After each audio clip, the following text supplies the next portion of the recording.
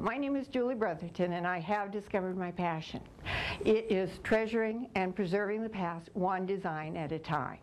I take recycled jewelry, beads, and I turn them into one-of-a-kind creations in both jewelry and art.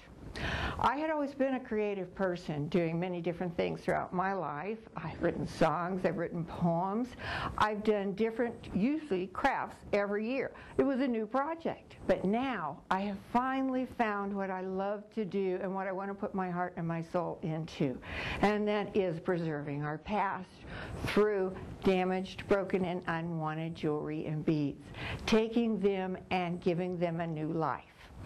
We didn't really understand this until I went to work for hospice about 5.5 years ago.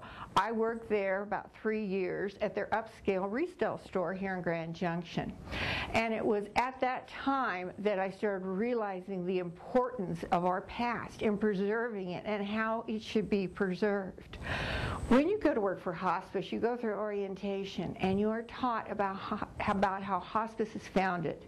And it was founded by Dame Cicely Saunders. She was a nurse on a surgical ward during World War II.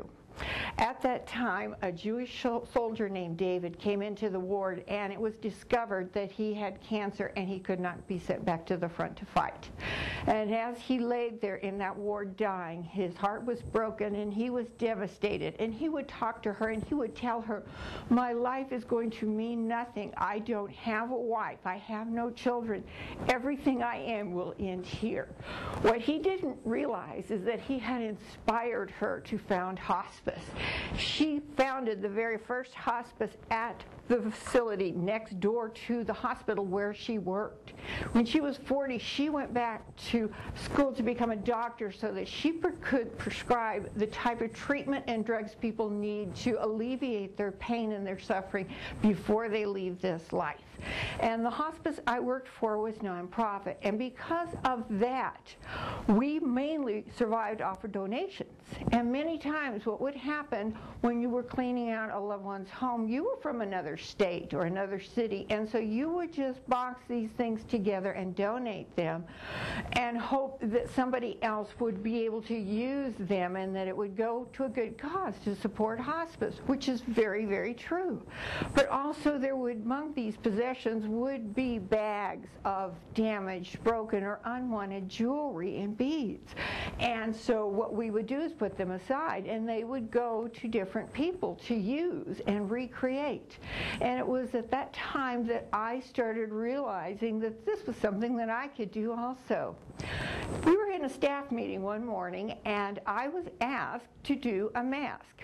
And we were having a silent auction for donations to hospice to help support the store, to help actually support people who could not pay themselves. It was a belief that no one should be turned away. It didn't matter if you were homeless in a tent or if you lived in a mansion and had private mates. Everyone deserved the same treatment, and that's what I learned there. This is how you preserve the past. This is how you preserve us and how we are. You don't take something that is not usable to you at this moment and discard it. You turn it into something new. You preserve the past, because when you see this, it's recreated into something now that means something. I look at a bag of one single earring or broken beads or just discards, and I see treasure. I see someone's life. I see what they were. I see that this was a loved possession, cherished. They lost an earring not because they sat in a drawer, because they were worn. This necklace broke not because it was in a jewelry box on display, but because it was worn. It has within it the memories, the tears, the joy, the laughter. It has all the shared memories from this loved one. And I want to now take all of these wonderful memories and turn them into something new. And this way you can also see that our past matters. Everything that we were, everything that we are, and everything we will ever be matters. It is important that we carry this tradition on, and there's different ways to do that, and this is mine.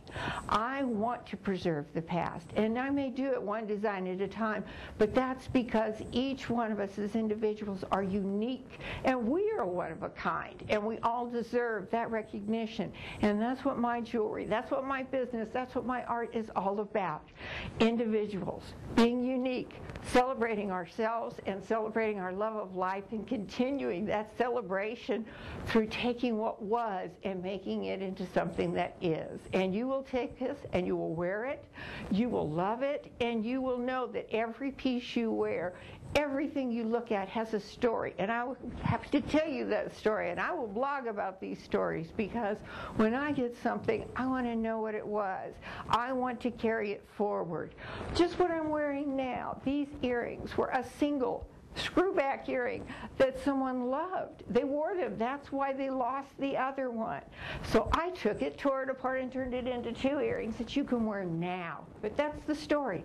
These are vintage 40s. These are old earrings, and when you think about it, there was love, there was joy, there was an absolute sense of purpose and person when a woman wore these earrings. Well, I want you to have that now also. So I take what was and I create it into our future. It now becomes an heirloom, a treasured possession that you can pass down to your children, and your children can pass down to their children, the way we've always done it. We don't want to lose that, and this is one way. This is my way of making sure that is done. We will pass down the future through our children, and we will give them a future they can be proud of.